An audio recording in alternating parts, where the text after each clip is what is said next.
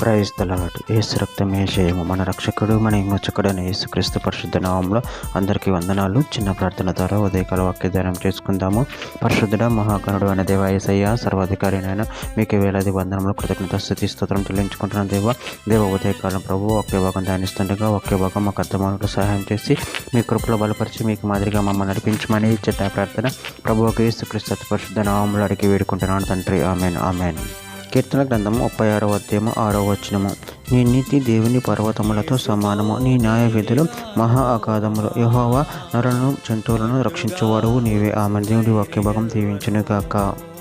ప్రభునందు ప్రియులారా, ఇక్కడ వాక్య భాగంలో గమనించినట్లయితే నీ నీతి దేవుని పర్వతములతో సమానము, నీ న్యాయ విధులు మహా అగాధములు. యెహోవా నరులను జంతువులను రక్షించేవాడువు నీవే. అదేవిధంగా వాక్య భాగంలో గమనించినట్లయితే కీర్తన గ్రంథం 71వ అధ్యాయం 19వ వచనం. దేవా, నీ నీతి మహా ఆకాశమంత ఉన్నతమైనది, గొప్ప కార్యములు చేసిన దేవ నీతో సాటి అయిన వాడెవడు. కీర్తన గ్రంథం 97వ అధ్యాయం 2వ వచనం. మేఘాంధకారములు ఆయన చుట్టూ నుండును, నీతి న్యాయములు ఆయన సింహాసనముకు ఆధారము. కీర్తన గ్రంథం 45వ అధ్యాయం 17వ వచనం. యెహోవా తన మార్గములన్నిటిలో నీతి గలవాడు, తన క్రియలన్నిటిలో కృపచూపువాడు. ద్వితీయోపదేశకాండం 32వ అధ్యాయం 4వ వచనంలో ఆయన ఆశ్చర్యదుర్గముగా ఉన్నాడు, ఆయన కార్యం సంపూర్ణం, ఆయన చర్యలన్నీ న్యాయములు, ఆయన నిర్దోషి, నమ్మకొనదగిన దేవుడు, ఆయన నీతిపరుడు, యథార్థవంతుడు. యోబు గ్రంథం 37వ అధ్యాయం 23వ వచనం. సర్వశక్తులకు దేవుడు మహాత్యము గలవాడు, ఆయన మనకు అగోచరుడు, న్యాయమును నీతిని ఆయన ఏమాత్రం తెరపడు, అందువలన నరులు ఆయన యందు భయభక్తులు కలిగి ఉందురు.